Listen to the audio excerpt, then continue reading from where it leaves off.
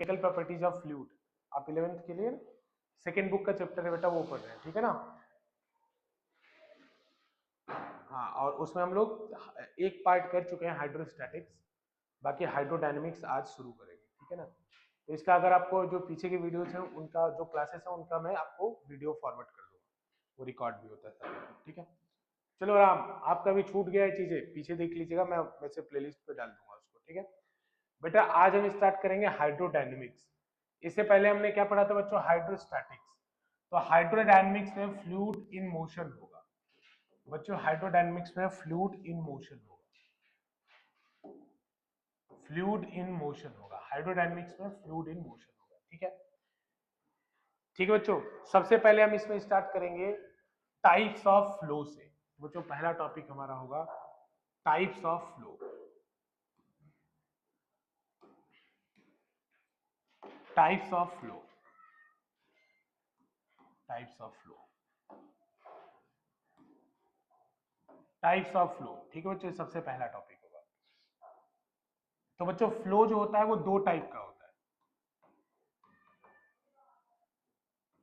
पहला होता है बच्चों जिसको बोलते हैं हम लोग स्ट्रीमलाइन,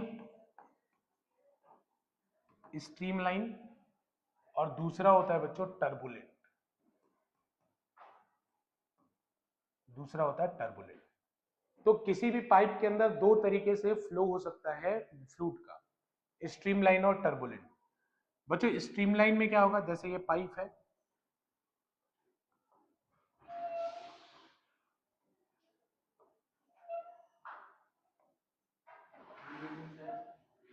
गुड इवनिंग बच्चों, बैठ जाओ।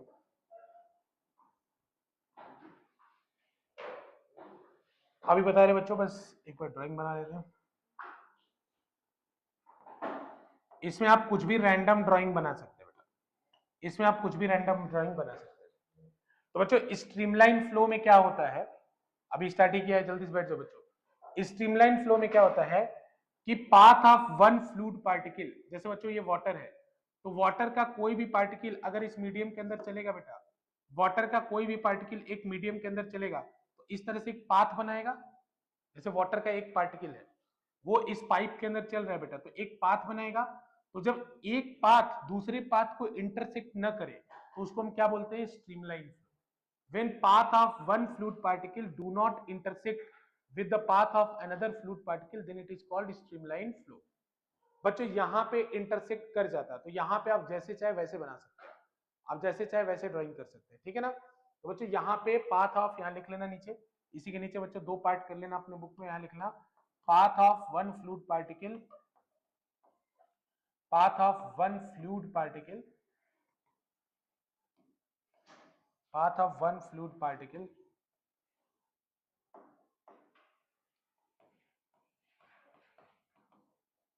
do not intersect with the path of other।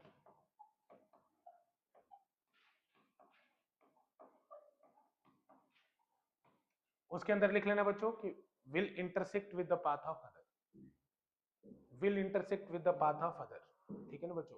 इसके अंदर उसी डेफिनेशन को कॉपी कर लीजिएगा, will intersect with the path of other, path of one fluid particle do not intersect with the path of other। उसके अंदर लिख लीजिएगा path of one fluid particle will intersect with the path of other, ठीक है बच्चों।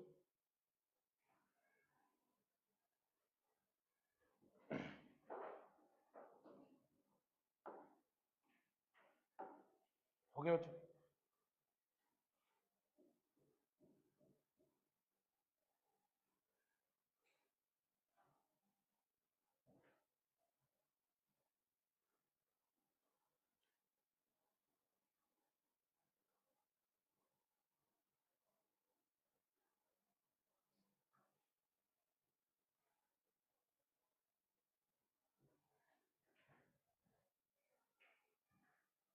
ठीक है बच्चे, इसमें एक और पॉइंट लिखिएगा नीचे, यहां पे देखिए बिहेवियर, इसके अंदर बच्चों behaviour of A fluid particle, behaviour of A fluid particle at any given position will be same, given position will be same at any given position will be same। मैं समझाऊंगा अभी इसका मतलब क्या है। इसमें बच्चों लिख लीजिएगा will not be same, behavior of fluid particle at any given position will be same, उसके अंदर लिख लीजिएगा बच्चों will not be same। ठीक है ना, ये दो पॉइंट। अब दूसरे वाले पॉइंट को थोड़ा मैं एक्सप्लेन कर देता हूं, इसको आप लोग देख लीजिए बेटा। टर्बुलेंट में कुछ भी बना लो, आपकी मर्जी। रे ऐसे बना लो, मतलब फ्लूइड पार्टिकल एक दूसरे को इंटरसेक्ट करेंगे, इनका कोई पैटर्न ही नहीं होता, तो इसीलिए इनको ड्रॉ ही, मतलब कुछ भी कर लो, वो आपके ऊपर है, कुछ भी बना लो, ड्राइंग कुछ भी कर लो। ठीक है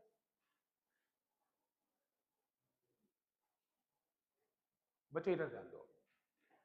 ये सेकेंड वाले पॉइंट का क्या मतलब है बेटा, ध्यान देना। तो बेटा मैं ये कह रहा हूं कि यहाँ पे कुछ, यहाँ पे अगर कोई पार्टिकल है तो उसका कुछ वेलोसिटी होगा, यहाँ पे कोई पार्टिकल है तो उसका कुछ वेलोसिटी होगा, या कुछ प्रेशर भी होगा यहाँ पे फ्लूइड पार्टिकल के ऊपर। तो बच्चों मैं ये कह रहा हूं कि ये फ्लूइड पार्टिकल तो अगले मोमेंट पे आगे चला जाएगा, यहां आप दूसरा फ्लूइड पार्टिकल आएगा पीछे वाला। तो बच्चों ये कहा जा रहा है कि अगर जो पहले वाले का जितना प्रेशर या वेलोसिटी यहाँ पे था, उतना ही प्रेशर और वेलोसिटी जो दूसरा आएगा उसका भी होगा। यानी किसी भी गिवन पोजीशन पे कोई भी पार्टिकल आ जाए, उसका जो वेरिएबल्स है जैसे कि प्रेशर वेलोसिटी, वो चीज क्या होगा, कांस्टेंट होगा। इसी को मैंने क्या लिखा है, बिहेवियर। समझ में आया ना कि बेटा यहां कोई भी पार्टिकल आ जाए उसका बिहेवियर वैसा ही होगा जैसा अगले वाले पार्टिकल का था। Behaviour in the sense velocity, pressure, उसका वही होगा जो उससे अगले वाले पार्टिकल का था। ठीक है ना, और उसके अंदर आप ऐसा बिल्कुल भी नहीं कह सकते। क्लियर, ये बेसिक बात है। क्लियर बच्चों? बच्चों एक लाइन इसमें और लिख लीजिएगा, it occur at low speed. इसके अंदर लिख लीजिएगा बच्चों, it occur at low speed. It occur at low speed, ये कम स्पीड पे होता है और वो हाई स्पीड पे होता है। It occur at high speed, इसके अंदर लिख रहे हैं it occur at low speed, ये कम स्पीड पे होता है बच्चों, वो ज्यादा स्पीड पे होता है। ठीक है ना, it occur at high speed, ठीक है ना, वो ज्यादा स्पीड पे होता है। बच्चों अगर इसको आप रियल लाइफ में फील करना चाहें, तो जब टैप वाटर को आप धीरे से खोलिए, टैप वाटर को आप धीरे से खोलिए तो एक क्लियर स्ट्रीम बनती है ना, जिसके आर पार आप देख पाए। ठीक है ना, आर पार देख पाए। तो बेटा जब आर पार आप देख पाते हो उस समय जो फ्लो होता है उसको स्ट्रीमलाइन कहते हैं। अब पानी को जोर से खोल दो घर घर करके, तो अब आर पार देख नहीं पाओगे, वो ओपेक की तरह बिहेव करेगा। जब वो ओपेक की तरह बिहेव करेगा तो कौन सा फ्लो है, टर्बुलेंट। तो आप लोगों को तो पता नहीं क्योंकि आप लोग सिटी में है, लेकिन गांव वगैरह में कभी खेत होते हैं उसके अंदर जब पानी जाता है बेटा, तो आप नीचे का बॉटम देख सकते हो, या चीजों को आ जाता। या तो ऐसा आपने पहले भी देखा होगा कि अगर वाटर फ्लो कर रहा है और आपको बॉटम दिख रहा है, इसका मतलब फ्लो कैसा है, स्ट्रीमलाइन। लेकिन वाटर फ्लो कर रहा है इतना जोर से, जैसे कोई अगर स्ट्रीम वगैरह हो नीचे गिरता है, तो आप नीचे का बॉटम देख नहीं पाओगे, तो उस समय फ्लो कैसा होगा बेटा, टर्बुलेंट। समझ में आ रहा है ना? उसी का मैं आपको एक छोटा सा वीडियो भी दिखाता हूँ।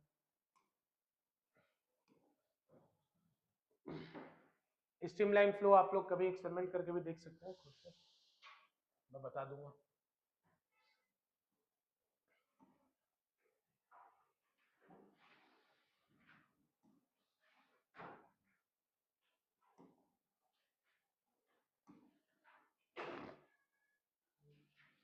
देखो ध्यान से,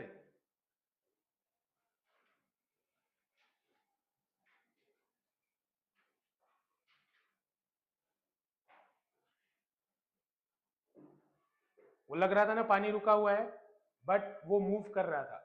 वो इसलिए रुका हुआ लग रहा था बिकॉज इट वॉज स्ट्रीमलाइन। समझ रहे हो कि नहीं? वो भले ही दिख रहा था, देखो एकदम लग रहा है कि रुका हुआ है। हाँ,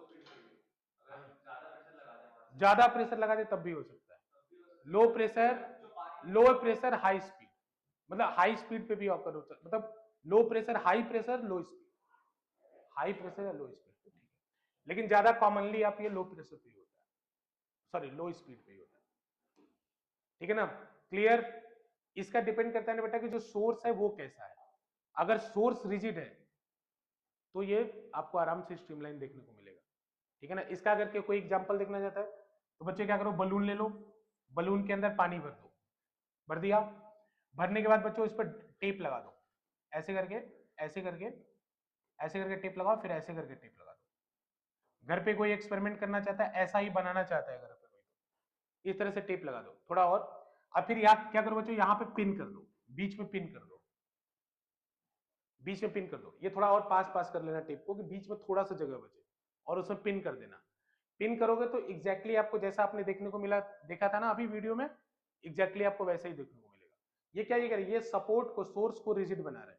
अगर कभी ऐसा स्ट्रीमलाइन का करना हो तो आप करके देख सकते हैं।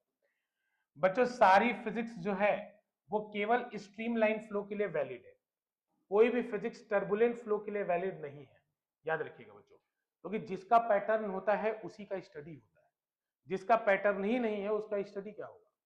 बेटा आप किसी चीज का फॉर्मूला कब बना सकते हैं, जब वो एक पैटर्न में, एक स्पेसिफिक वे में बिहेव करे। लेकिन जब कोई स्पेसिफिक वे में बिहेव ही नहीं करेगा तो आप उसका पैटर्न कैसे बनाएंगे। समझ में आ रहा है कि नहीं आ रहा।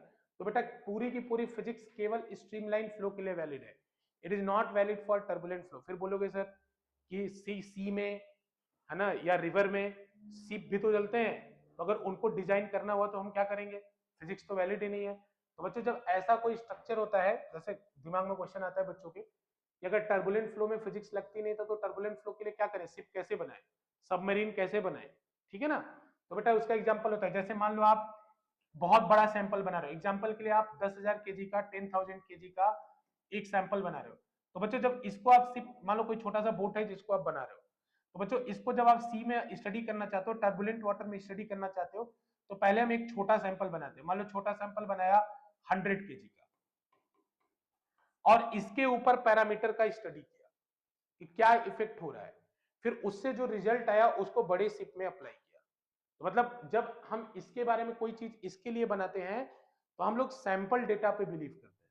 मतलब एक छोटा सैंपल बनाया, उसी के जैसा आइडेंटिकल उसको सी में या रिवर में उतार दिया, और उसके बाद उसकी स्टडी की और उसको फिर बड़े शिप में अप्लाई किया। समझ में आ रहा है नहीं। तो इधर हम लोग जब टर्बुलेंट के लिए कोई भी काम करते हैं तो हम लोग डेटा ड्रिवन होते हैं, मोस्ट प्रोबेबली रैंडम डेटा जो आता है उसके ऊपर बिलीव करते हैं, मतलब उसमें एक पैटर्न पूछते हैं। बाकी इसके लिए प्रॉपर फिजिक्स है। तो बच्चों पूरी की पूरी फिजिक्स हम लोग टर्बुलेंट स्ट्रीमलाइन के लिए पढ़ेंगे, टर्बुलेंट के लिए कोई फिजिक्स हम नहीं पढ़ेंगे। समझ में है ना।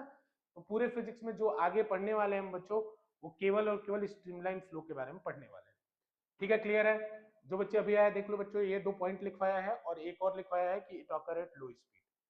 ठीक है ना, बाकी देख लीजिएगा जिनका छूटा है। बच्चों अब हम पढ़ेंगे, इसे पढ़ेंगे इक्वेशन ऑफ कंटिन्यूटी। हेडिंग वाले बच्चों equation of continuity.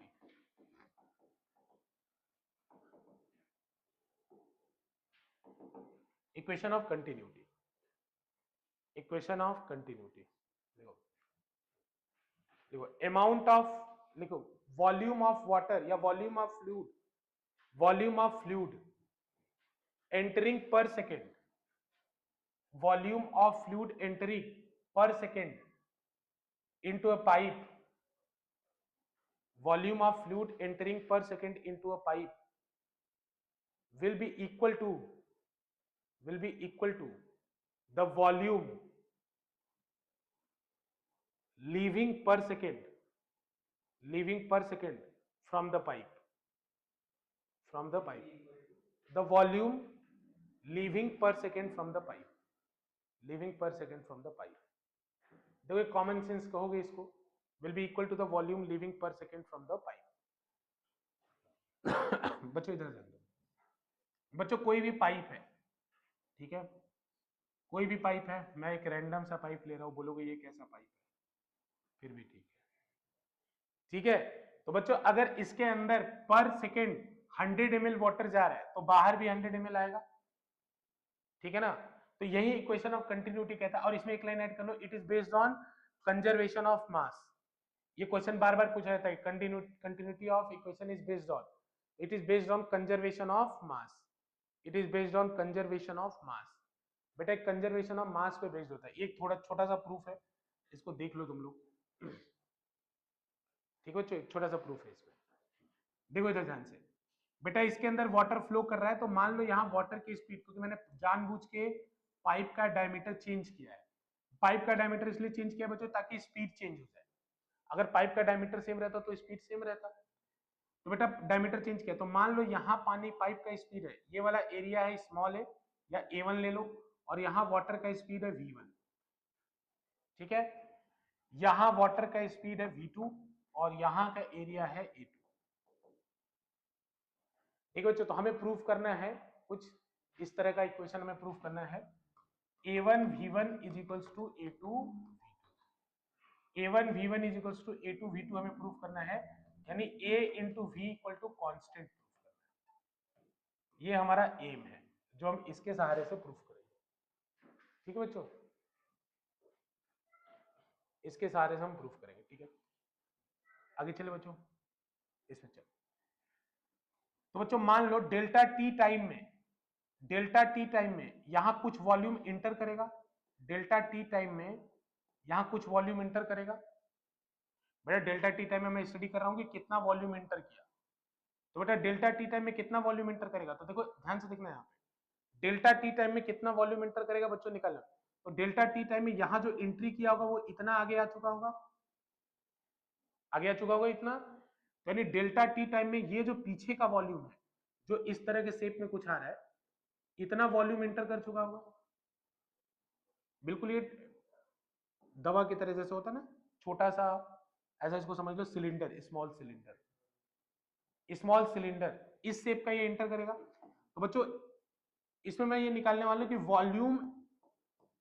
Volume entering in delta T time, कितना वॉल्यूम इंटर करेगा बच्चों। तो ध्यान से देखो, डेल्टा टी टाइम में इतना वॉल्यूम इंटर करते, ये लेंथ कितना होगा बच्चों, यहाँ पे स्पीड है V1, यहाँ पे स्पीड है V1 और ये ड्यूरेशन है डेल्टा टी। तो बच्चों अगर स्पीड इंटू टाइम करता हूं तो डिस्टेंस आता है कि नहीं, D equal to S into T. तो ये जो वाटर इंटर किया होगा वो डेल्टा टी टाइम में कितना आगे गया होगा, V1 इंटू डेल्टा टी। बोलो यहां तक किसी को डाउट है तो? बेटा जो पाइप के अंदर वाटर इंटर किया होगा वो T1 टाइम में T1 टाइम में कितना आगे गया होगा, V1 into delta T. Delta T time में कितना आगे गया होगा, V1 इंटू डेल्टा टी। अरे समझ रहे हो ना बेटा, एंट्री करेगा तो कुछ आगे जाएगा ना। तो उसमें विजुअलाइज करो, ये एक क्या बनाएगा, सिलेंडर बनाएगा, छोटा सा सिलेंडर बनाएगा, ठीक है ना।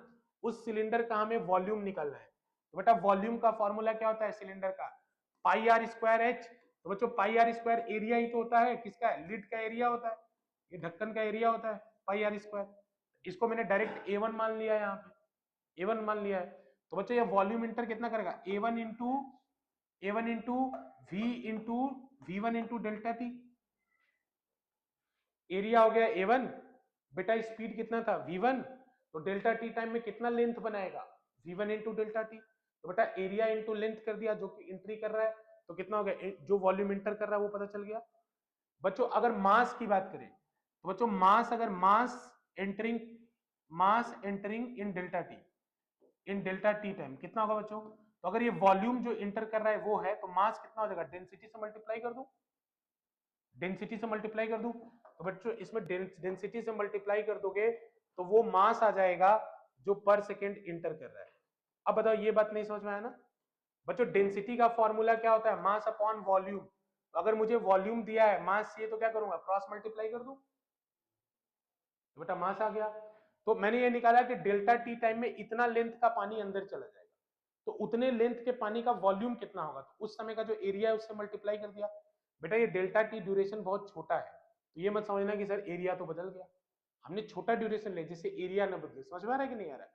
फिर बेटा वैसा ही सिचुएशन दूसरी तरफ बनेगा, यहां से डेल्टा टी टाइम में कुछ वॉल्यूम बाहर आएगा, ना बच्चों। डेल्टा टी टाइम में ये वॉल्यूम एक्स्ट्रा जो रेड कलर से मैंने बनाया है ये बाहर आ जाएगा। तो बेटा ये कितना लेंथ बाहर आएगा डेल्टा टी टाइम में, यहाँ पे स्पीड कितना है V2, तो यहाँ पे कितना लेंथ बाहर आएगा V2 इंटू डेल्टा टी। देख लो, देखो किसी को नहीं समझ में आ रहा पूछ लो, ऐसी कोई परेशानी वाली बात नहीं है। ये सब हाइपोथेटिकल कॉन्सेप्ट चल रहा है, लेकिन फिर भी अगर कोई दिक्कत है बताओ, बोलो किसी को। आर्यन ठीक है, राम ठीक है बेटा, देख लो V2 इंटू डेल्टा टी ये होगा। अब देखो बच्चों सिमिलरली अगर मैं बात करूं तो दूसरे तरफ के लिए लिख सकते हो, दूसरे तरफ के लिए क्या लिख सकते हो बच्चों, वॉल्यूम लीविंग, अब देखो शॉर्ट में लिखेंगे वॉल्यूम लीविंग इन डेल्टा टी कितना होगा, फटाफट बताओ बच्चों कितना होगा, volume living in delta T, A2 A2 into V2 into delta T. बच्चों डाउट हो तो बताओ। A2 into V2 into delta T. बच्चों मास लिविंग इन डेल्टा टी कितना होगा? अरे कुछ नहीं है इसके अंदर, आसान है बहुत। कितना होगा? Rho into A2 into V2 into delta T. बच्चों डेंसिटी लिक्विड की तो सेम रहेगी ना, चाहे शुरू में लो चाहे बाद में लो।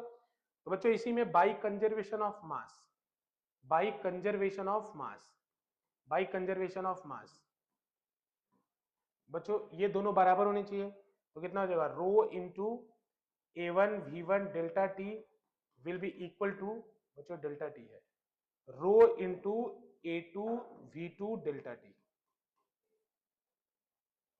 नहीं बेटा, कंजर्वेशन ऑफ मास, ठीक है ना, ये दिखाई पड़ रहा है ना बेटा ऑनलाइन बच्चे, डेल्टा टी है। ठीक है, अब क्या करो, कैंसिल कैंसिल कर दो, ऊपर वाला आ गया। बच्चों रो से रो कैंसिल कर दो, डेल्टा टी से डेल्टा टी, फिर लास्ट में ऊपर वाला रिजल्ट।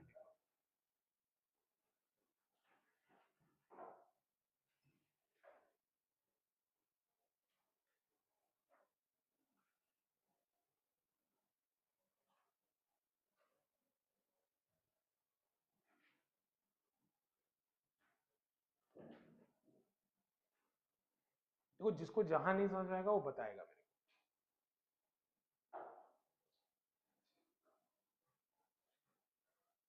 ये कुछ नहीं, छोटा सा प्रूफ है, आपके स्कूल एग्जाम में आता है, तो भी बस समझ लो अच्छे से, इसको लिख देना।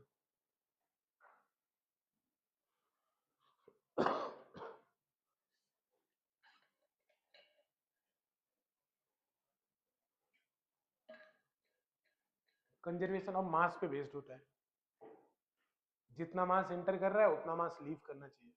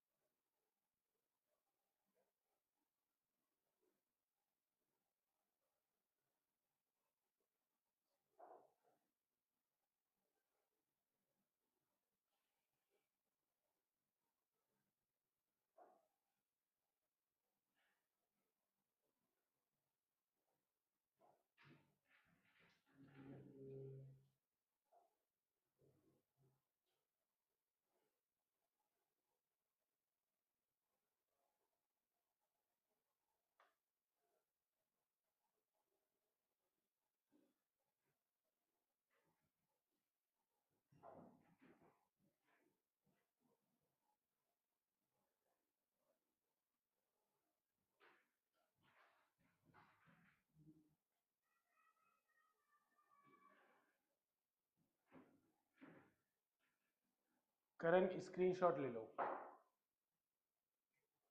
हाँ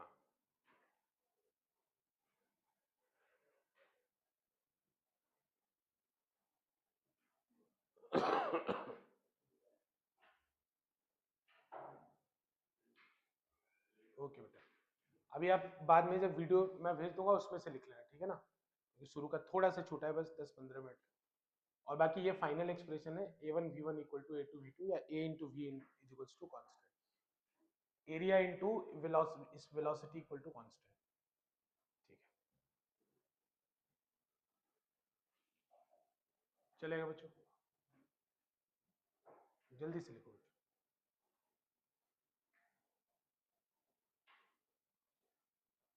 ठीक है, एक छोटा सा क्वेश्चन करेंगे इस पे।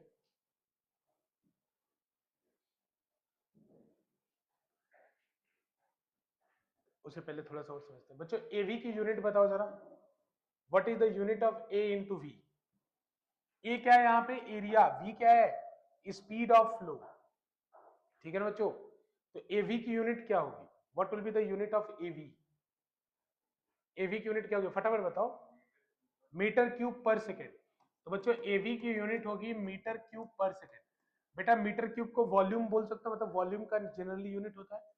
तो बच्चों इस एवी का एक और नाम होता है, इस एवी का, क्योंकि ये मीटर क्यूब पर सेकेंड है, तो ये इसका एक और नाम से इसको जानते हैं बच्चों, वॉल्यूम फ्लो रेट। इसको एक और नाम से जानते हैं वॉल्यूम फ्लो रेट। अगर क्वेश्चन में बोला है कि volume flow rate is this, तो बच्चों डायरेक्ट समझ जाना कि ए इंटू वी की वैल्यू दी हुई है। ठीक है ना, इसको क्या बोलते हैं, वॉल्यूम फ्लो रेट। यूनिट लिख लेना उधर ही, मेरे पास जगह नहीं था इस वजह से नहीं लिख रहा हूँ। एवी इक्वल टू कांस्टेंट, एवी क्या होता है, वॉल्यूम फ्लो रेट। इसका यूनिट कितना होता है बच्चों, मीटर क्यूब पर सेकेंड। इसका यूनिट कितना होता है, metre cube per second.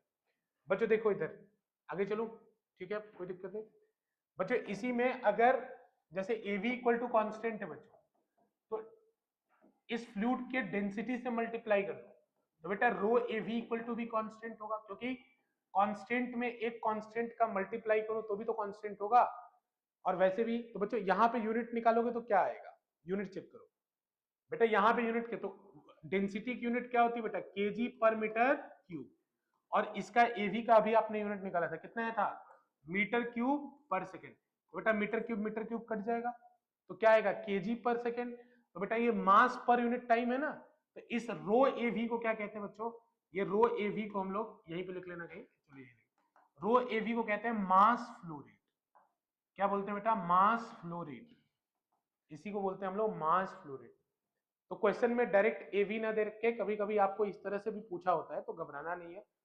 Volume flow rate मतलब एवी, मास फ्लो रेट मतलब रो एवी, ठीक है ना, मास फ्लो रेट मतलब रो एवी। ठीक है बच्चों, वॉल्यूम फ्लो रेट और मास फ्लो रेट, ठीक है बच्चों।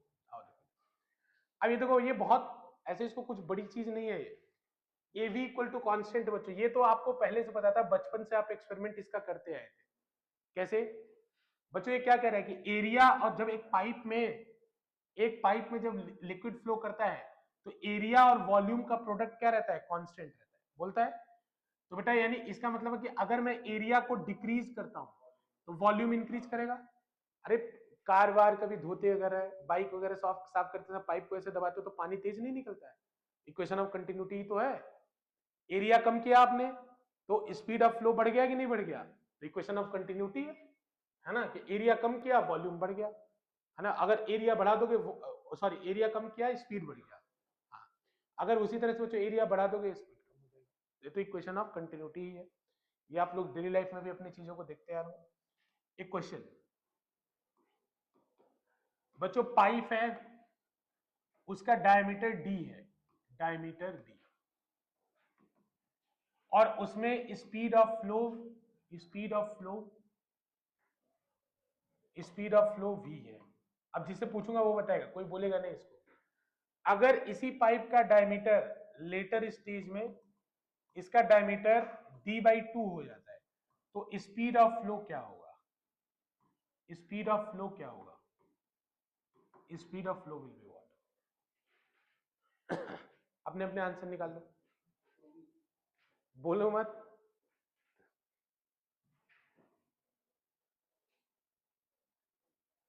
चल हो गया, निकल लिया आंसर, बेटा आ गया।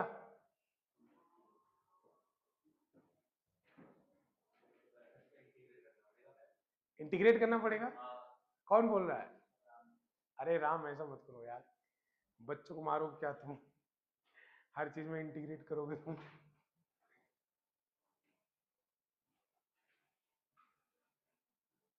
आगे सबका आंसर, कितने लोग का आंसर 2v है, हाथ खड़े करो, चलो चलो, कितने लोग का आंसर v है, किसी का नहीं, चलो अपने अपने आंसर बता दो, v है, हाँ 2v होना चाहिए, अच्छा 2v होना चाहिए, गलत है, 4v इज करेक्ट। अरे डायमीटर दिया है ना, एरिया कितना होता है पाई आर स्क्वायर, एरिया कितना होता है पाई आर स्क्वायर। तो बच्चों डायमीटर को आधा किया मतलब रेडियस को भी हाफ कर दिया ना, आर से r/2 किया ना, तो बच्चों रेडियस को जब r से r/2 किया तो एरिया a से a/4 हो गया, एरिया a से a/4 हो गया। अगर एरिया a से a/4 हो जाएगा तो v से 4v हो जाएगा, नहीं बच्चों ये ध्यान देना है कि अगर रेडियस दिया है डायमीटर दिया है तो अब ऐसा नहीं एरिया हमें चाहिए ना, तो एरिया के लिए फिर रेडियस डायमीटर दिया उसके लिए, ठीक है बेटा। एरिया a/4 ऐसे कर लो, a1v1 is equals to a2v2। तो बेटा पहले एरिया a था, स्पीड v था, या तुम पूरा करना चाहते हो, तो ऐसे कर लो, पाई इंटू डायमीटर का स्क्वायर, अरे फॉर्मूला पता है ना, अगर डायमीटर दिया हो तो पाई डी स्क्वायर बाई 4 होता है, क्योंकि R equal to D by 2।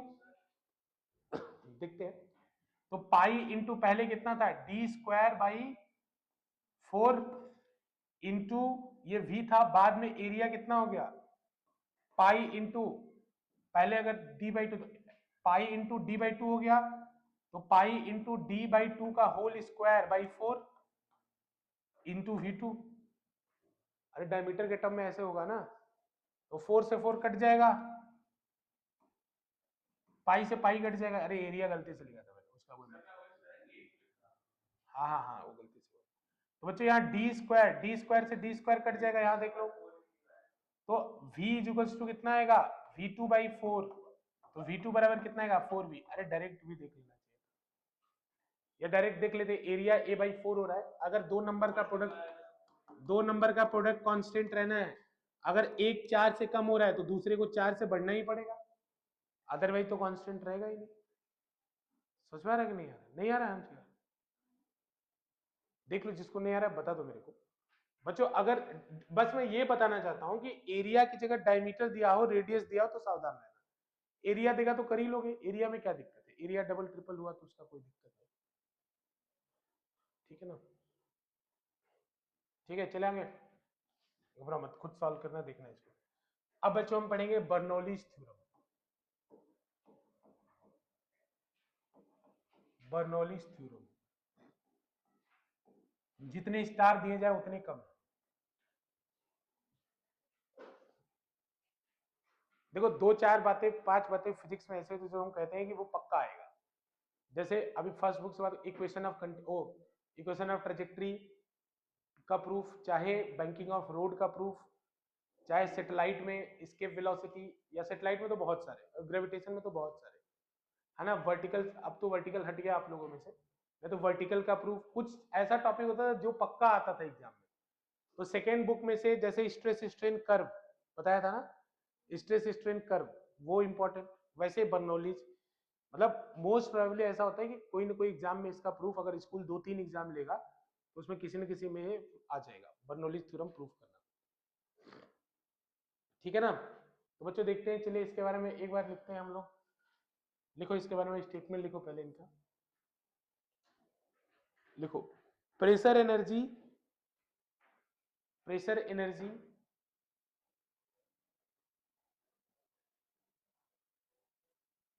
एक मिनट बच्चों, एक गलती हो गया, द सम ऑफ, थोड़ा सा करेक्ट काट दो, the sum of pressure energy, the sum of pressure energy, the sum of pressure energy, potential energy and kinetic energy, and kinetic energy, and kinetic energy at any given point, at any given point for a for a for a ideal fluid, for n होना चाहिए वैसे, for an ideal fluid is constant, for an ideal fluid is constant, for an ideal fluid is constant, for an ideal fluid is constant, for an ideal fluid is constant, ठीक है बच्चों। सम of pressure energy, अब घबराओ मत, ये सब क्या है क्यों है वो तो तुम देख ही लोगे, वो बता देंगे बच्चों। यहाँ कुछ कुछ बात आ रहा है उसको हम लोग पहले देखते हैं बच्चों। वर्क डन बाय प्रेशर, अब इसमें कुछ छोटी छोटी बातें समझेंगे, फिर इसके अंदर हम वापस आएंगे, ठीक है ना। वैसे इसका स्टेटमेंट मैं ऐसे लिख सकता हूँ, पी प्लस, ऐसे लिख लो, P plus rho ji H plus half rho V square equal to constant. अच्छा केमिस्ट्री में आपको ये पता है क्या कि work done by pressure P into delta V होता है, इतना तो पता ही होगा, तो मैं विश्वास कर लूं कि आपको आता है कि दोबारा बताऊं, आता है ना, P इंटू डेल्टा वी, अगर नहीं आता है तो मैं अभी करूंगा उसको देख लीजिएगा कि वर्क डन बाई प्रेशर जो होता है P इंटू डेल्टा वी, मैं वही सोच रहा था कि उसको दोबारा बताऊं या क्या करूं। तो वर्क डन बाई प्रेशर क्या होता है, P इंटू डेल्टा वी, बच्चों भी आ भी जाएगा। तो ये बोलता है P plus rho ji H plus half rho V square equal to constant. अब कैसे कैसे क्या है देखो, घबराओ मत, आराम से समझिए बच्चों। P यहाँ पे प्रेशर है, रो यहाँ पे डेंसिटी है और ये v जो है स्पीड है, ठीक है ना। ये क्या है मैं बताता हूं, जैसे एक पाइप ले लो बच्चों, ट्रम्पेट टाइप का एक पाइप ले लो, ठीक है। ये एक इमेजिनरी पाइप है, मतलब इमेजिनरी टुकड़ा है पाइप का, मतलब पाइप ऐसे काट दोगे तो पानी बंद ही हो जाएगा। ये तो काल्पनिक तौर से काटा है इसको कि इसके अंदर अभी भी इस तरह से वाटर फ्लो कर रहा है या फ्लूइड फ्लो कर रहा है इस तरीके से। इसको बस ऐसे मतलब आपको विजुअलाइज करना है कि ऐसा एक पोर्शन हमने कंसिडरेशन में ले लिया है। इसके इस वाले पॉइंट का हाइट h1 है, इस वाले पॉइंट का हाइट सेंटर से, इस वाले पॉइंट का हाइट सेंटर से h2 है। वही बात यहाँ पे स्पीड अगर v1 है और यहाँ पे स्पीड आपका v2 है, यहाँ पे प्रेशर p1 है, प्रेशर यहाँ पे P1 है और यहाँ पे प्रेशर P2 है। अब बोलोगे सर P2 आपने उल्टा क्यों लगाया? P1 तो मैंने इधर लगाया लेकिन P2 उल्टा क्यों लगाया? क्योंकि प्रेशर किसी चीज को खींच नहीं सकता, वो प्रेशर का काम है प्रेस करना। जैसे बच्चों इसके पीछे जो पाइप का हिस्सा होगा उस पर प्रेशर पीछे लग रहा होगा और इससे आगे जो पाइप का हिस्सा होगा उस पर प्रेशर आगे लग रहा होगा। तो पीछे वाले पे ऐसे और आगे वाले पे ऐसे, समझ रहे हो कि नहीं? और वैसे भी प्रेशर का काम है प्रेस करना, ठीक है ना, वो पानी खींचेगा नहीं उसको प्रेस करेगा। तो बच्चों यहाँ पे P2 ऐसे लगेगा, ठीक है ना। इसके आगे का जितना पानी है इसको फ्लो होने से रोकेगा ना, तो इसलिए प्रेशर अंदर की तरफ लगाया है। तो बच्चों देखो क्या कहा बर्नौली ने, बर्नौली ने ये कहा कि तुम किसी भी एक पॉइंट पर इन तीनों का सम निकालो। इन तीनों का मतलब P1, जैसे मान लो वहां पे निकालते हो P1 plus rho G H1 plus half rho V1 square. Bernoulli ने यह कहा कि किसी भी पॉइंट पे तुम इन तीनों का सम निकालो। अगर इन तीनों का सम तुम किसी पॉइंट पे निकाल लो, जैसे कुछ वैल्यू आ गई तो बच्चों वैल्यू किस में आएगी, यूनिट क्या होगी, इन तीनों के सम की यूनिट क्या होगी?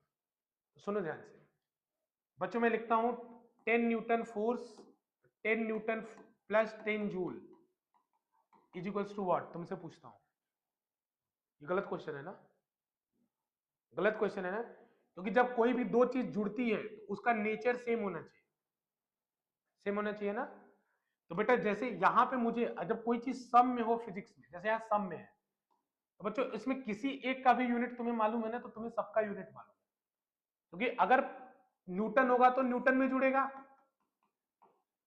जूल होगा तो जूल में जुड़ेगा। तो बच्चों इसका यूनिट क्या है, प्रेशर, प्रेशर का यूनिट पास्कल होता है। तो मैं बोल सकता हूं बिना कैलकुलेट किए कि रो जीएच का यूनिट भी पास्कल होगा और हाफ रो बी स्क्वायर का भी यूनिट पास्कल होगा, क्योंकि दो अलग अलग नेचर की चीजें जुड़ ही नहीं सकती। तो अगर ये जुड़ रही है तो इन सब का नेचर सेम है। तो पहली बात तो ये समझ में आनी है। तो बच्चों इन तीनों को बर्नौली ने मान लो यहां सम किया और इनका सम आया 20 पास्कल। एग्जाम्पल के लिए समझने के लिए बच्चों, इनका सम कितना आया 20 पास्कल। मान लो इन तीनों का सम यहाँ पे 20 पास्कल आ गया। तो बर्नौली ने कहा मैं गारंटी लेता हूं कि तुम किसी भी पॉइंट पे, किसी भी कोई भी पॉइंट ले लो, तुम यहां वाला पॉइंट ले लो, इस पॉइंट पे इन तीनों का सम निकालो फिर से, तो ये तीनों आपस में बदल सकते हैं। हो सकता है पहले ये ज्यादा था फिर बाद में ये ज्यादा हो जाए, लेकिन इन तीनों का सम अभी भी 20 ही रहेगा। समझ में आ रहा है कि नहीं बात? उन्होंने बोला कि इन तीन क्वांटिटी का सम तुम किसी भी एक पॉइंट पे निकाल लो और उसके बाद आंख बंद करके बोल दो किसी भी और पॉइंट पे तुम निकालोगे तो इन तीनों का सम क्या आएगा, इक्वल। समझ में आ रहा है ना, इन तीनों का सम क्या आएगा, इक्वल आएगा। तो बच्चों हम लोग को प्रूफ क्या करना है, P1 plus rho G H1 plus half rho V1 square, हम इन दोनों पॉइंट पे प्रूफ करेंगे। बाकी बर्नौली ने बोला था किसी भी पॉइंट पे सेम होता है, लेकिन हम प्रूफ करना चाहते हैं भाई इसके थ्योरम को, तो हम इन दोनों पॉइंट पे प्रूफ करके देखेंगे कि इन तीनों का सम सेम होता है या नहीं होता है। तो बच्चे ये प्रूफ बहुत इंपॉर्टेंट है, तो पहले मैं लिख देता हूं कि हमें चाहिए क्या। तो हम ये प्रूफ करना चाहते हैं अल्टीमेटली बच्चों, हम प्रूफ ये करना चाहते हैं, ये हम प्रूफ करना चाहते हैं कि P1 plus rho G H1 plus half rho V1 square is equals to P2 plus rho G H2 plus half rho V2 square. ये हम प्रूफ करना चाहते हैं, जिससे पता चल जाएगा कि मैंने आपकी बात को दो पॉइंट पे प्रूफ करके देख लिया कि हाँ दो पॉइंट पे इक्वल आ रहा है, तो आपकी बात सही है, हर पॉइंट पे इक्वल आएगा। तो ये हमारा प्रूफ है बच्चों, अभी लिख लो फिर हम आगे चलते हैं। प्रूफ में फोकस होके एक बार इतना लिख लो, फिर हम उसके बाद आगे देखते हैं।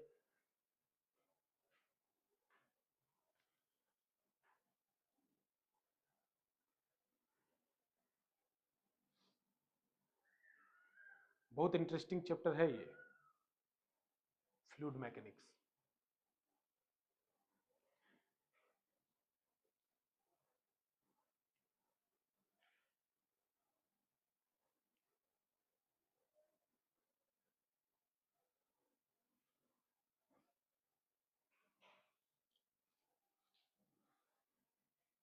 ठीक है, देखो लिख लेना, अब प्रूफ कर। एच बेटा कोई भी रेफरेंस ले लो, कॉमन रेफरेंस, ठीक है ना बच्चों। जैसे ये पूछ रहे हैं कि ये एच कहां से डिस्टेंस है, तो आप कोई भी एक कॉमन रेफरेंस ले लो, उनसे डिस्टेंस आप कोई भी ले लो, वो आपके ऊपर छोड़ा है।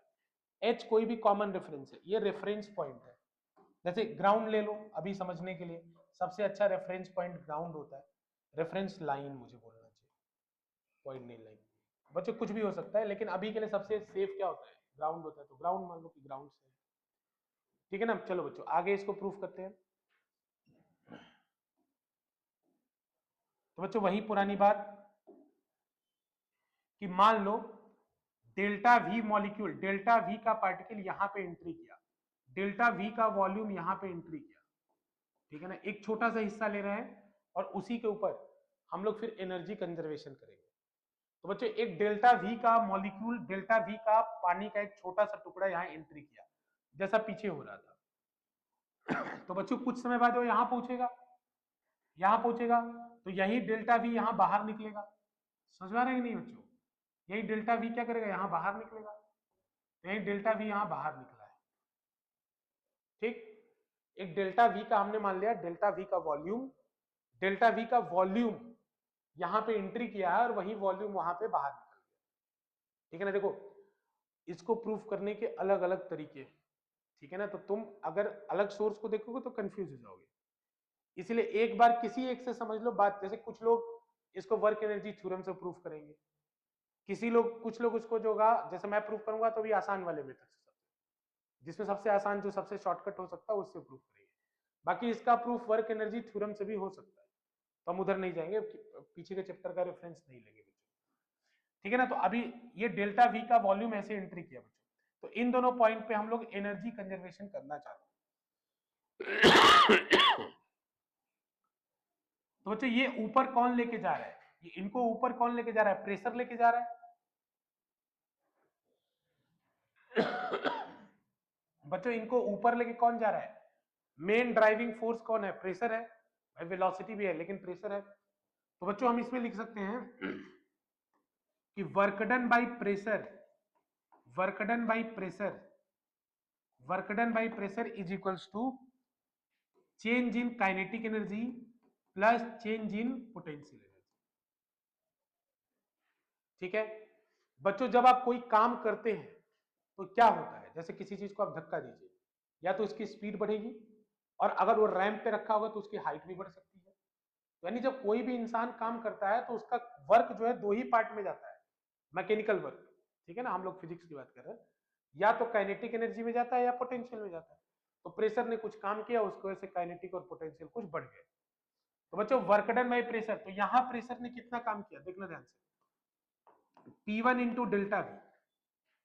बच्चों वर्क डन बाय प्रेशर का जिनको फॉर्मूला नहीं पता है, P इंटू डेल्टा वी होता है, P1 इंटू डेल्टा वी। यहां पे प्रेशर ने कितना काम किया बच्चों, तो minus P2 into delta we, क्योंकि डायरेक्शन अपोजिट है, डायरेक्शन अपोजिट है।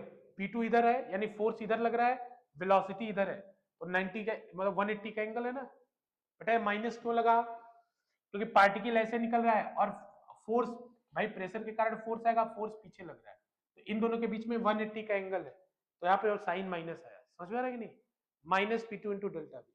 रुक जाओ, बस एक लाइन देख लो फिर करते रहना, कोई दिक्कत नहीं मेरे को। एक लाइन देख लो फिर करते रहना, कोई दिक्कत नहीं। एक बस शुरू वाली लाइन समझ लो, उसके बाद तो सब मैथ है, ऐसे करते चले जाना है।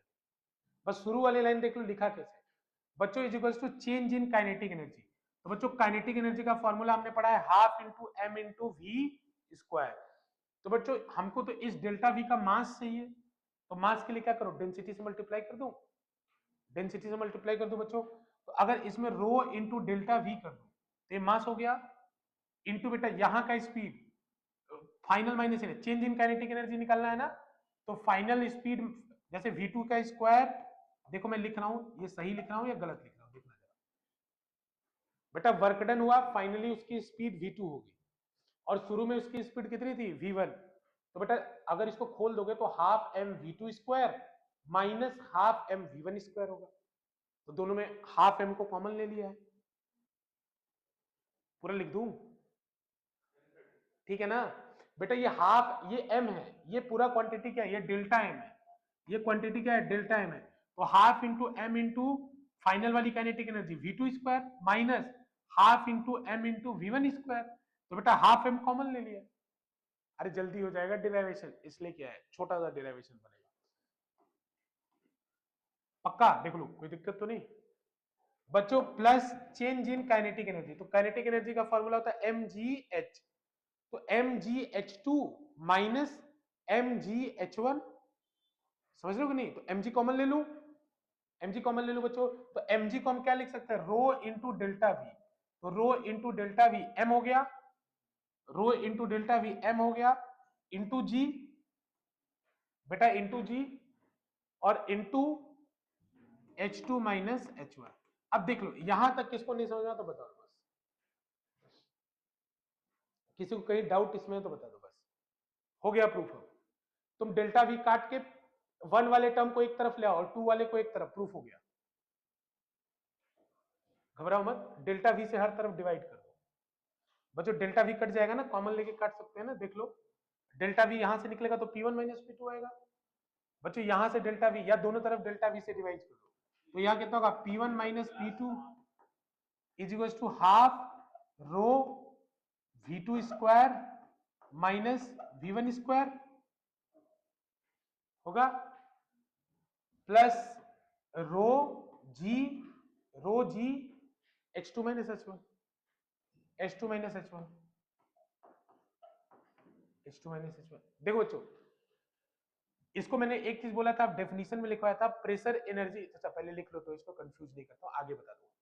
अब यहां से सॉल्व कर दो, खुद कर लो, कैसे करोगे बच्चों, H2 वाला, 2 वाले सारे टर्म एक तरफ और 1 वाले सारे टर्म एक तरफ, तो देखो इधर 1 वाले माइनस में होंगे, उनको इधर ले आओगे प्लस हो जाएगा, इधर 2 वाले माइनस में, उधर भेजोगे प्लस में हो जाएगा।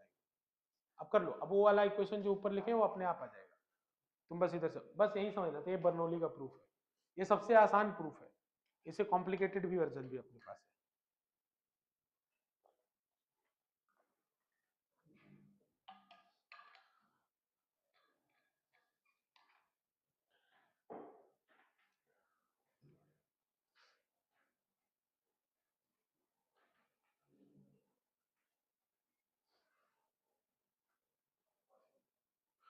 आर्यन आ गया तुम्हारा, आ गया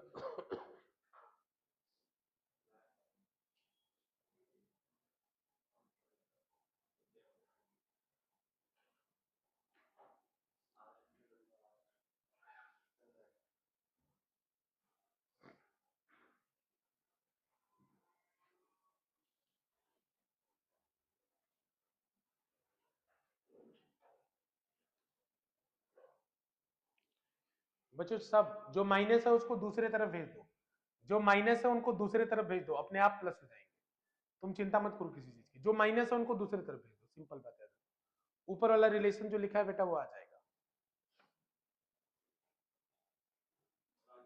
आ गया ना। हाँ, तो ये बर्नौली थ्योरम का प्रूफ है, ये ऊपर वाला, ये वाला P1 plus rho G H1, इसको बनाना है नीचे सॉल्व,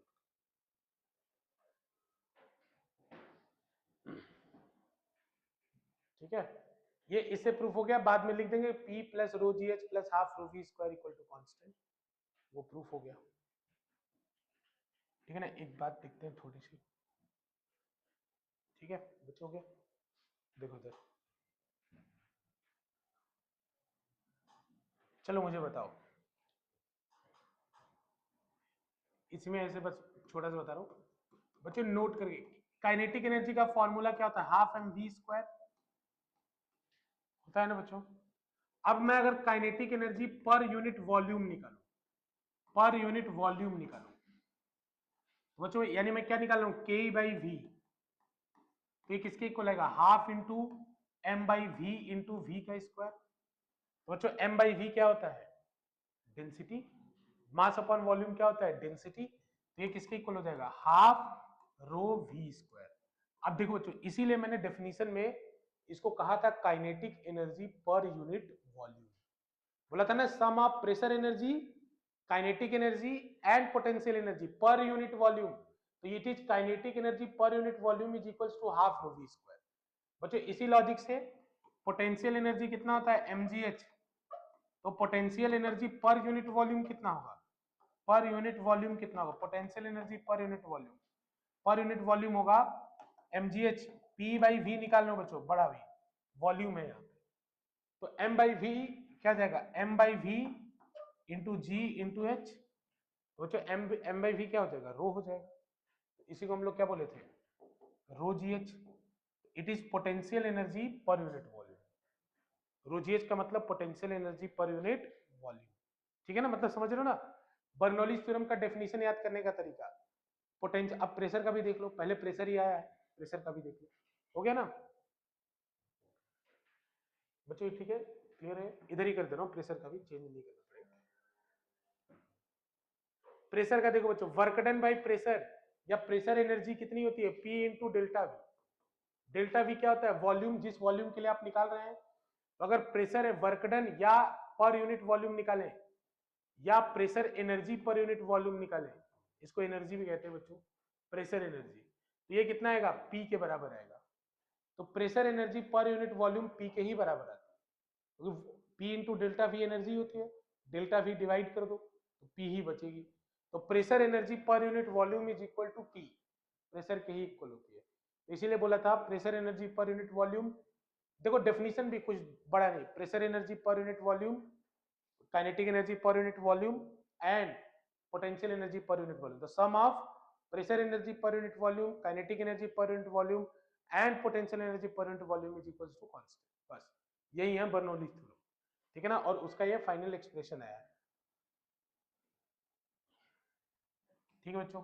बच्चों ऊपर अगर डेफिनेशन जाने का उसमें लिख लो, इट इज बेस्ड ऑन, अगर जगह हो तो it is based on conservation of energy, Bernoulli's में जहां लिखे हो, को क्वेश्चन पूछता है कि बर्नौलीज थ्योरम किस पे बेस्ड है, it is based on conservation of energy, जगह नहीं बचा है तो नोट डाल के देख लो, अगर जगह बचा है तो वहीं पे लिख लो जहां डेफिनेशन लिखा है, it is based on conservation of energy, Bernoulli's theorem जो होता है बच्चों कंजर्वेशन ऑफ एनर्जी पे बेस्ड होता है, ठीक है। अब इसका बच्चों एप्लीकेशन पढ़ेंगे हम लोग, बहुत सारे एप्लीकेशन, इंटरेस्टिंग एप्लीकेशन, हो गया ना, लिख लिया बच्चों सबने, देखो सेकेंड बुक पूरा आसान है, एक बार पढ़ लोगे नंबर एकदम फुल आते हैं, ठीक है ना, इसलिए खूब ध्यान से चीजों को समझते चलो, पूरा नंबर आता है इसमें, देखो अच्छे इसमें। अब हम इसका पहले देखो दो एप्लीकेशन होता है, थ्योरेटिकल और बर्नौली का, बर्नौलीज थ्योरम का, बर्नौलीज थ्योरम का बच्चों दो एप्लीकेशन होगा, एक थ्योरेटिकल लिखवाया होगा मैंने, एक थ्योरेटिकल, मतलब ऐसा नहीं कि उसमें मैथ नहीं लगा सकते, लेकिन आपके सिलेबस में मैथमेटिकल एप्लीकेशन उसका नहीं है, एक थ्योरेटिकल और मैथमेटिकल, मैथमेटिकल में दो हुआ करते थे पहले, अब सिलेबस में से एक कट दिया गया है, एक था टॉरिसेलीज लॉ और एक और होता था वेंचुरी मीटर, अब वेंचुरी मीटर सिलेबस से हटा दिया है, ठीक है ना, अब केवल टॉरिसेलीज लॉ है, तो बाकी जो क्लास चलेगी उसमें मैं आपको बता दूंगा। थ्योरेटिकल एप्लीकेशन, तो सबसे पहले हम ये मत लिखो, तुम डायरेक्ट लिखो बच्चों थ्योरेटिकल एप्लीकेशन, थ्योरेटिकल मतलब मैथ का हम लोग इसमें चीजें नहीं डालेंगे, बस क्वालिटेटिव स्टडी करेंगे, तो एक इंटरेस्टिंग फिनोमेना है, हालांकि मैं बोलूंगा तो तुम लोग कहोगे ये कौन सा एप्लीकेशन है, पहला है ब्लोइंग ऑफ हट,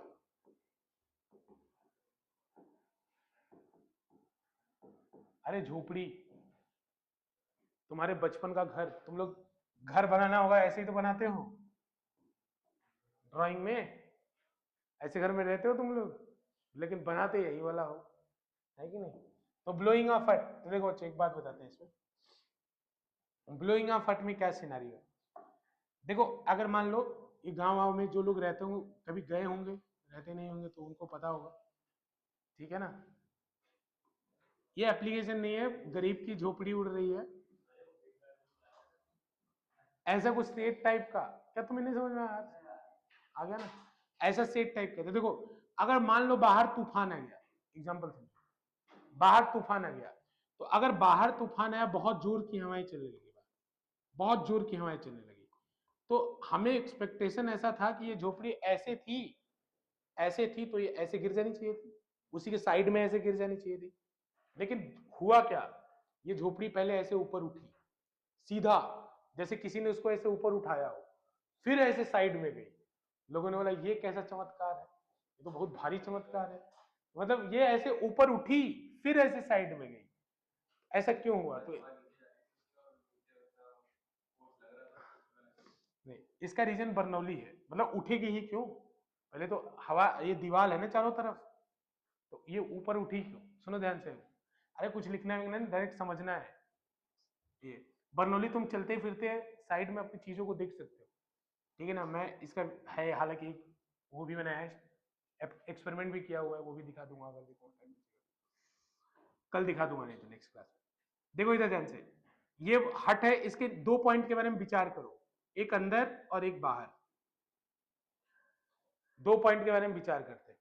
तो बच्चों तीन फैक्टर है, P प्लस रो जी H plus half rho V square. Bernoulli ने कहा ये तीन फैक्टर है, तीनों कांस्टेंट होते हैं। तीनों अगर कांस्टेंट होते हैं तो हमने देखा कि हाइट तो ऊपर नीचे लगभग सेम है, हाइट तो ऊपर वाले पार्ट की जो रूम के बाहर है और रूम के जो अंदर है उसकी बात कर रहा हूं, ऊपर वाले पे यानी इसको मैं 1 कह दे रहा हूं और इसको मैं 2 कह दे रहा हूं, नीचे वाले को 2 कह दे रहा हूं, तो 1 2 का हाइट तो सेम है, लगभग सेम है। अरे इसकी कितनी मोटाई होगी, ठीक है सेम है। बच्चों देखो तो किस पॉइंट पे स्पीड ज्यादा है, 1 वाले पे कि 2 वाले पे? एयर का किस पॉइंट पे स्पीड ज्यादा है? 1 वाले पे स्पीड ज्यादा है ना, 2 वाले पे क्यों कर रहे हो? 1 कह रहा था, 1 वाले पे स्पीड ज्यादा है। तो बच्चों देखो अगर ये फैक्टर हट गया तो जहां पे स्पीड ज्यादा होगी वहां का प्रेशर कम होगा, जहां पे स्पीड ज्यादा होगी वहां का प्रेशर कम होगा, क्योंकि दोनों का सम क्या रहना है, कांस्टेंट। तो बच्चों इस जगह पे स्पीड ज्यादा है तो इस जगह का प्रेशर क्या होगा, कम। किस जगह का, ऊपर का। ऊपर क्योंकि एयर का स्पीड ज्यादा है, ऊपर क्योंकि एयर का स्पीड ज्यादा है तो ऊपर का प्रेशर क्या होगा, कम। और नीचे एयर का स्पीड है ही नहीं क्योंकि रूम के अंदर है, वो चीज कमरे के अंदर है, तो नीचे एयर का स्पीड क्या है, कम, तो यहाँ का प्रेशर क्या होगा, ज्यादा। तो नीचे का प्रेशर ज्यादा है और ऊपर का प्रेशर कम है, तो ऐसा हर जगह होगा। तो बोले आओ ऊपर, चली गई साइडवेज चली गई। समझ रहे हो कि नहीं समझ रहे हो क्या हुआ? अरे ये एप्लीकेशन बता रहा हूं बर्नौली का। जैसे तुम देखो नोटबुक, अरे तुम कभी देखना नोटबुक, नोटबुक पे ऐसे पन्ने, तुमने बुक ऐसे खोला, पंखा ऊपर से चल रहा है तो पन्ना ऐसे क्यों फ्लटर करता है, क्यों फड़फड़ाता है ऐसे? तो बच्चों देखो क्या होता है कि पन्ना है ऐसे, या चादर, फैन जोर से चल रहा हो तब चादर ऐसे उड़ो तो चादर ऊपर नहीं जाता, ऊपर क्यों जाना चाहिए उसको, उसको तो नीचे ही आना चाहिए था। अरे समझ रहे हो कि नहीं बात मैं बता रहा हूँ? कभी ऐसे उड़ो तो ऊपर जाता है ना, हल्का सा ऊपर ऐसे, वो लहराता क्यों है? उसको तो नीचे दबना चाहिए ना, ऊपर से पंखा चल रहा है, प्रेशर पड़ रहा है, नीचे दबना चाहिए।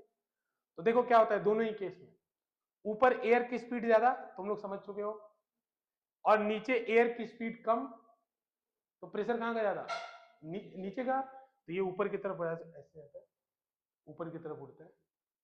कभी अगर हेयर ड्रायर घर में हो, देखना ट्राई करना, पेज ले लेना A4, मैंने वो एक्सपेरिमेंट किया भी है, मैं दिखा भी दूंगा तुम्हें थोड़ी देर में। A4 पेज लेना ऐसे, ठीक है ना? तो बच्चों ऐसे किया तो ये ऐसे झुक गया, झुक गया ना। अब यहाँ पे हेयर ड्रायर ले लेना और बटन उसका प्रेस करना, ये पेज ऐसे ऊपर आ जाएगा। क्यों आया ऊपर? क्योंकि यहां एयर का स्पीड बढ़ गया तो यहां का प्रेशर क्या हो गया, कम, और नीचे एयर का स्पीड क्या रहा, कम, तो यहां का प्रेशर क्या रहा, ज्यादा, ऐसे सीधा हो जाएगा। बहुत ऊपर नहीं है, अरे कहते ऊपर तो खुद ही फोर्स लग जाएगा ना डायरेक्ट नीचे जाने में। अब यूट्यूब खोलेंगे फिर ऐड देखने को मिलेगा हम लोग को, नहीं हुआ। अरे मैं रिकॉर्ड कर रहा था कि नहीं कर रहा था, है वो तो रहा है, चलो ठीक है।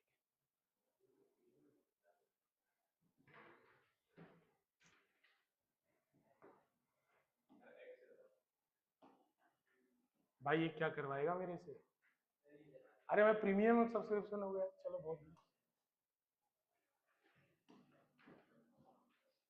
इसे मैंने एक्सपेरिमेंट तो किया था। This man has gone viral because he has an incredible talent. बताओ, शॉर्ट्स खोला तो ये 12th वाले भाई लोग का है, ये हटा देते हैं अभी।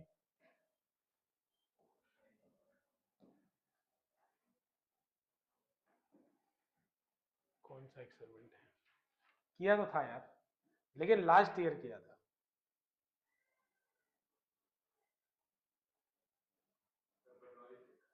हाँ बर्नौली थ्योरम तो है, लेकिन ये उसका कैन वाला है। चलो कैन वाला भी दिखा दूंगा। एक और एक्सपेरिमेंट इसका था।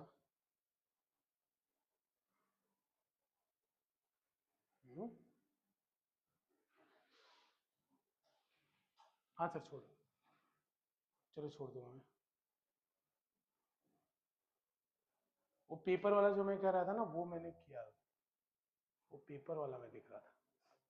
चलो कैन वाला ही दिखा देते। हालांकि कैन वाला एक्सपेरिमेंट ना उतना परफेक्ट हुआ नहीं था, फिर भी मैं दिखा देता हूँ, तुम लोग वही कह रहे हो तो वही है। अभी नजर में आ रहा है तो उसी को देख लो। हाँ कैन वाला तो दिख गया मुझे, कैन वाला तो दिख रहा है, चलो कोई बात। ब्लोअर मैंने कैसे आप लोग, तो आज हम फिर देखने वाले हैं थ्योरम के कारण ये कैन आप देखेंगे एक दूसरे के पास है। चलिए एक्सपेरिमेंट करके देखते हैं। अब देखो इसको पहले समझ, देखो इसमें समझने की बात क्या है। अगर दो कैन है इस तरह से लटके हुए हैं, उनके बीच में मैं एयर डालूं तो उनको दूर जाना चाहिए ना, लेकिन एयर डाल रहा हूं तो वो पास आ रहे हैं। दो कैन क्यों ऐसे पास क्यों आ रहे हैं? तो बच्चों जैसे एयर डाला, बीच का प्रेशर क्या हो गया कम, साइड का प्रेशर क्या हो गया ज्यादा, तो कैन वो पास आ रहे हैं। एक्सपेरिमेंटली बेसिकली बस वही बता रहा है। करके देखते हैं। ठीक है, ऐसे ही एक्सपेरिमेंट पेपर वाला भी था, मैं स्किप हो गया, कोई बात नहीं। चलो ठीक है, नेक्स्ट क्लास में, नेक्स्ट क्लास में चलो। ठीक है करण, अभी केमिस्ट्री की भी क्लास होगी, ठीक है ना? ओके, थोड़ी देर बाद।